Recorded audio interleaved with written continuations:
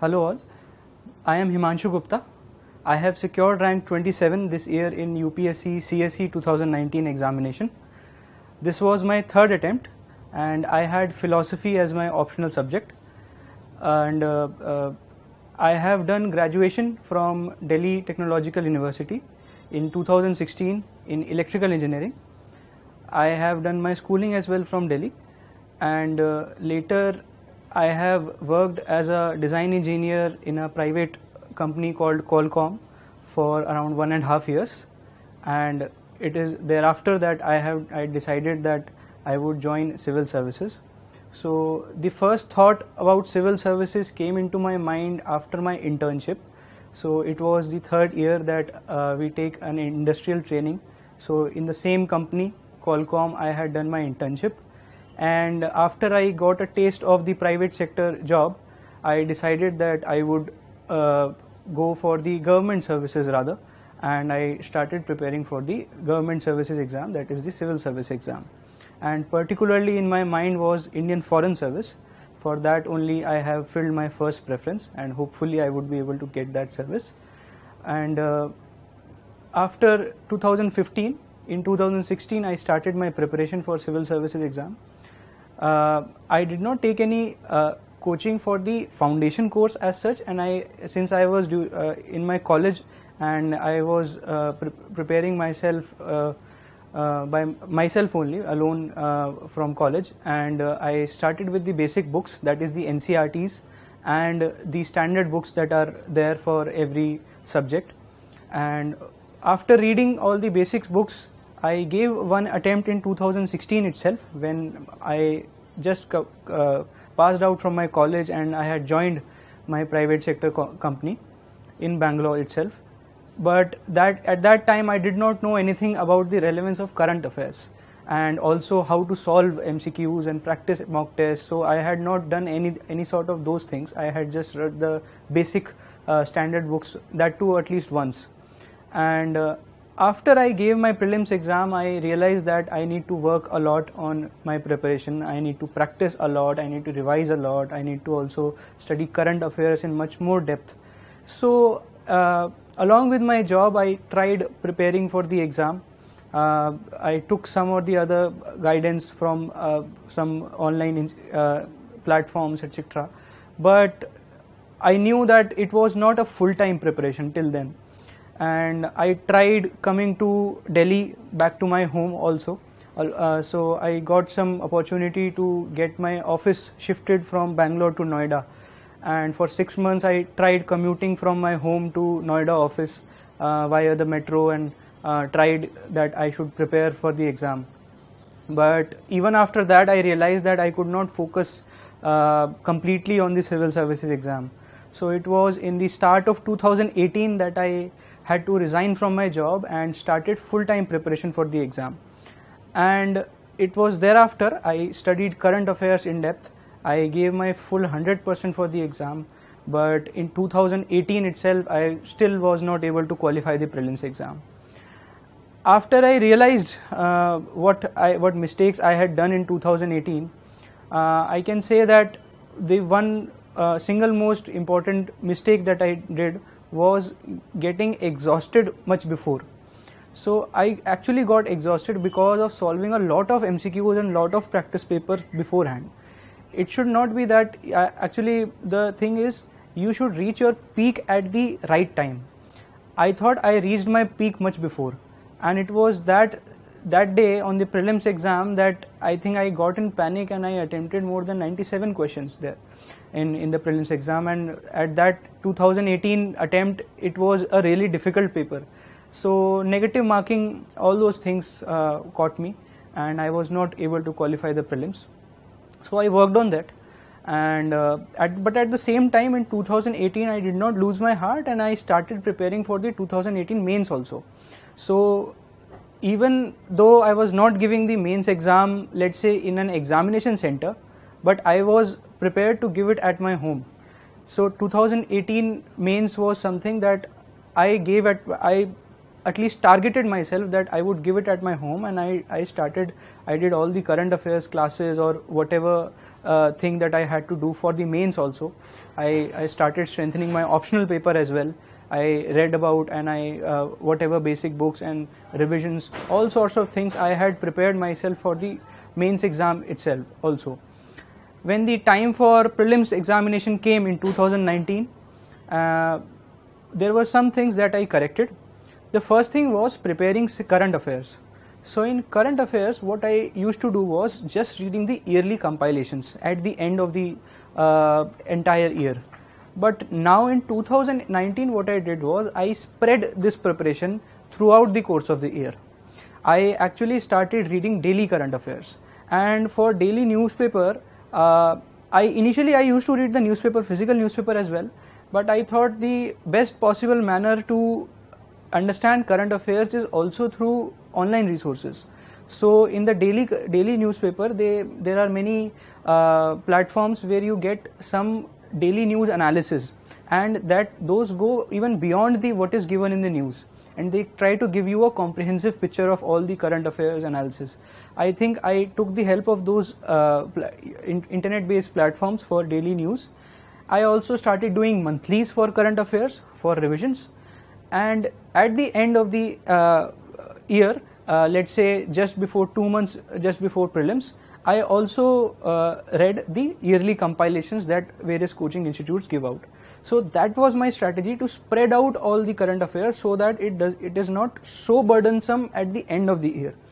If you have already read some or the other thing before your major preparation for prelims, it becomes a lot more easier to study at the time of the prelims exam. So that was my strategy, to revise and memorize things. Another thing that helped me was in the mains exam. Since I said that I was preparing for the mains exam in 2018 also, and keeping a target of 2018 mains, even though I was not giving that mains, but I had a target of 2018 mains itself. That helped me to get a targeted base and a structured way of studying. And because of that, when you study things according to the mains basis, you actually memorize even the prelims facts in a much structured and frameworked manner. You do not memorize the factoids or the trivial points of the prelims just as random facts. You try to make a story, you try to make some frameworks, and with that it is much more easier to memorize and read about even the prelims facts. For example, in Spectrum we study about modern history. Let's say let's take some movement, Swadeshi movement. So in Swadeshi movement, initially what I used to study was what are the impacts of Swadeshi movement. Let's say if I have 10 points, I will try to memorize those 10 points from 1 to 10. Now after my main study, what I had done was I had structured those 10 points into 5 or let's say 4 buckets. Now those 4 buckets helped me in retaining much more information and even expressing them. So let's say the Swadeshi movement is there, I can divide it at least into the level of participation that it had, the level of organized manner that it has, then the suppression, what the Britishers, how they suppressed it, and then we can see the cultural or social impacts, the economic impacts, and even the future influences of the movement. Now I have 6-7 buckets, and within those 6-7 buckets I will fill up my entire content what I had read in Spectrum for, let's say, for prelims. This helped me, this outlining or this framework thing helped me in any other movement as well. Now since I talked to you about the Swadeshi movement, I can apply the same framework to another freedom struggle movement, let's say non-cooperation movement, or let's say civil disobedience movement, or even Quit India movement. So like that, actually it helps in memorizing, it helps in getting a structured way of studying. So that entire course helped me in studying or memorizing things a lot much better and having a lot much conceptual clarity in things. Another thing for prelims was mock test analysis. Initially, when I had done so many tests in 2018 attempt, I had written almost more than 60 to 70 tests. But the issue was I was not analyzing them properly. This time my strategy was to not to focus on the quantity of test but on the quality of the test that I am giving. So let's say every MCQ that I used to solve, I actually used to discuss it with my peers. I had a group of 2 more friends, and we used to discuss each and every MCQ, that what thought process went behind him and what thought process went behind me in solving that particular MCQ.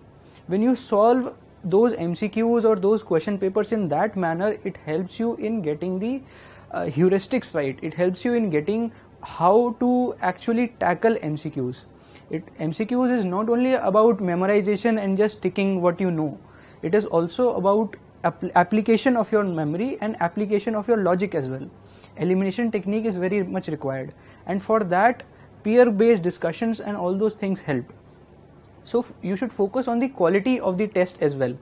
That is how my strategy for a mock test was. And another thing that I did for mock test was analyzing them.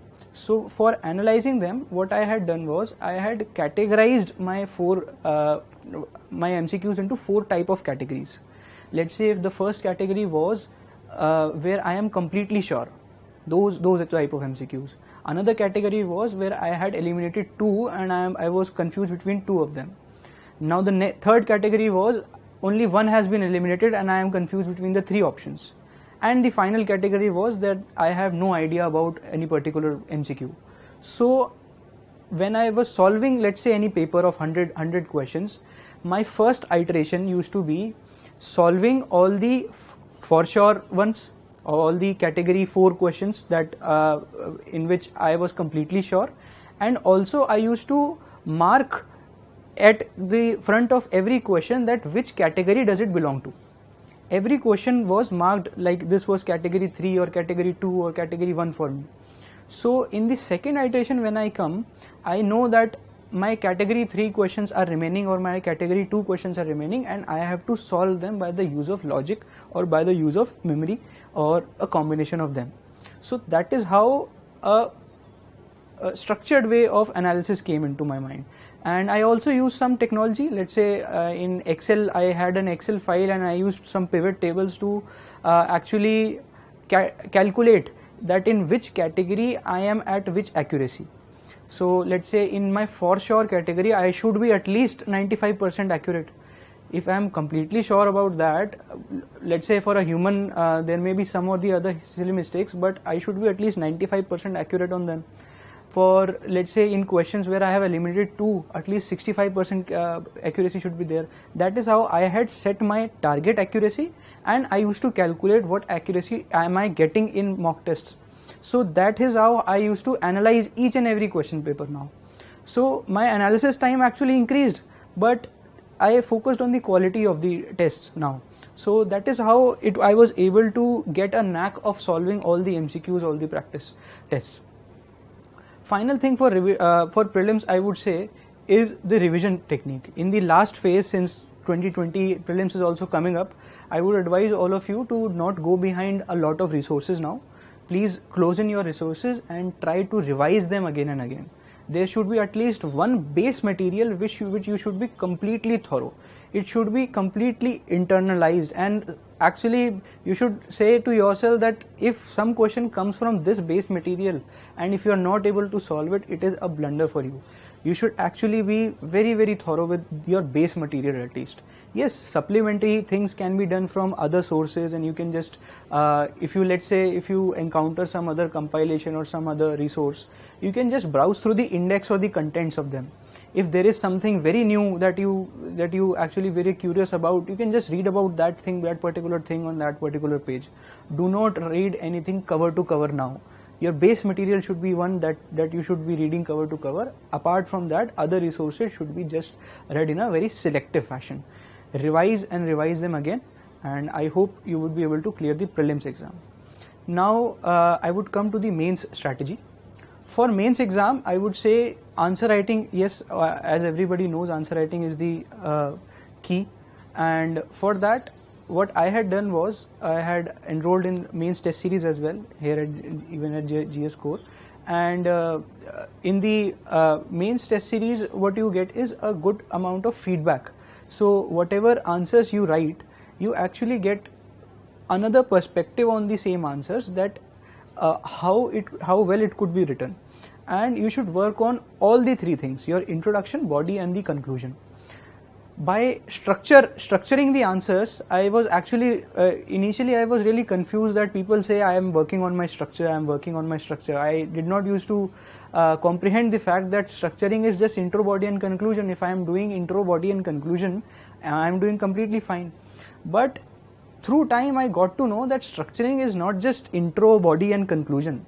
Actually, it is within your body, how are you prioritizing your points, how are you bucketing your points, how are you making a framework of the answer so that you are able to express so many things in so less words. That is the meaning of structuring. So please work on that structuring. You should come out with frameworks. As I talked about the prelims, let's say as I talked about the movements of CDM, NCM, etc. That is a structure for you. For let's say an institution comes up, police reforms or judiciary reforms or ECI or CBI, anything comes up, at least you can divide the challenges into three parts: structural, procedural, and attitudinal.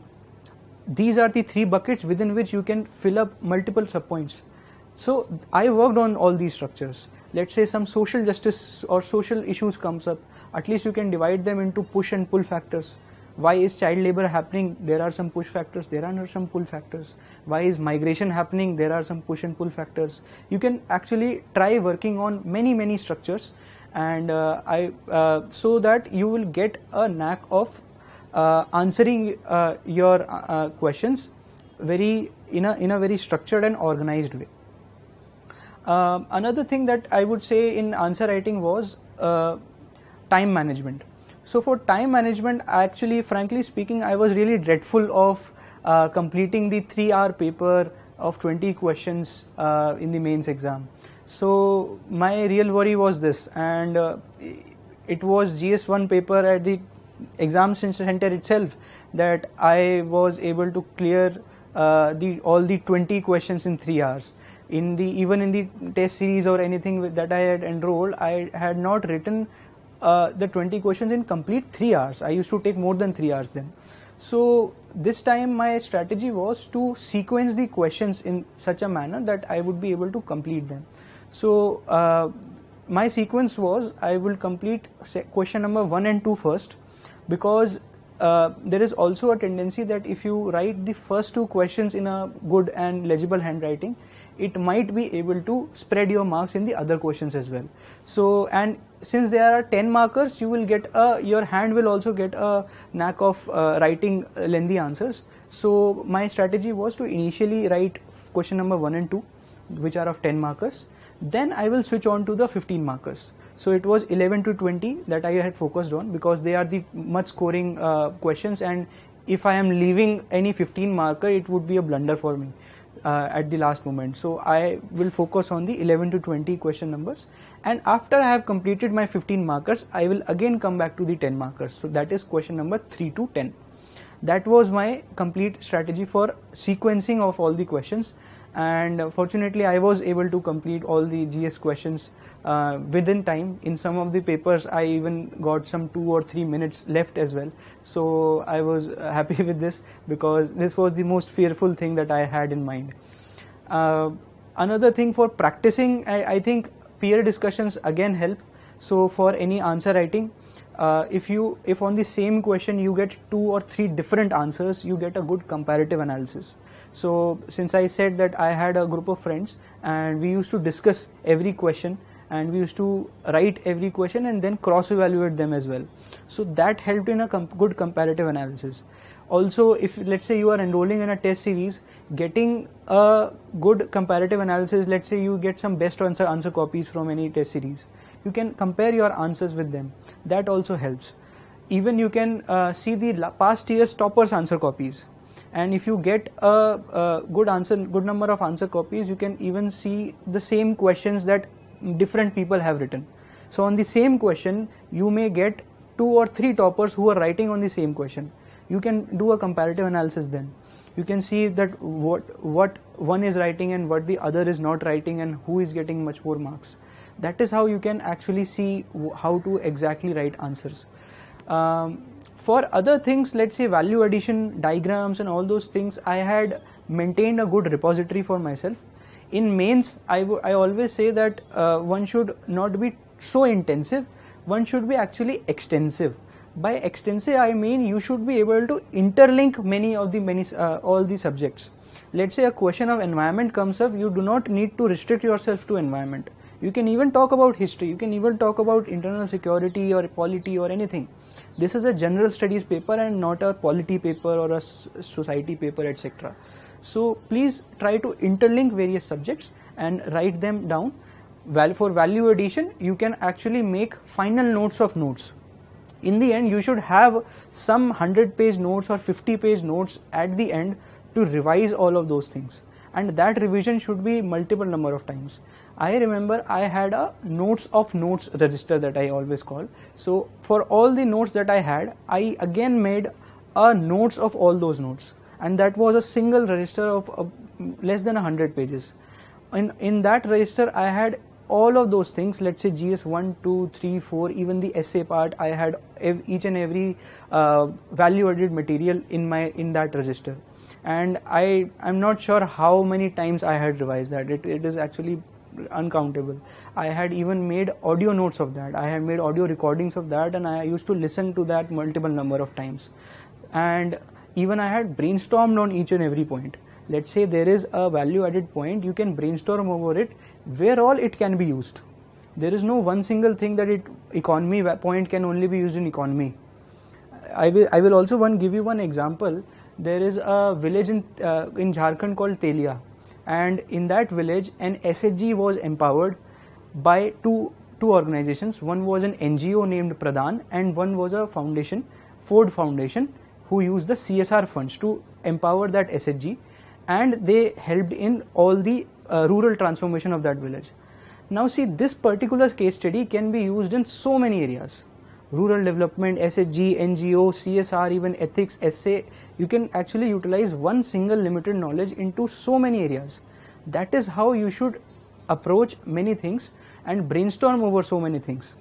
I think that helps in application of limited knowledge to multiple areas. So that is how you can revise all those things. And finally, I will talk about the interview stage. For interview, my interview was actually on the first day itself. It was on 17th of Feb, and this time the mains results also came late, and frankly I was not expecting the mains result to come out, so I had little less than 1 month to prepare. So in such a short period of time, what I did was I focused on two things. One was current affairs, other was my DAF.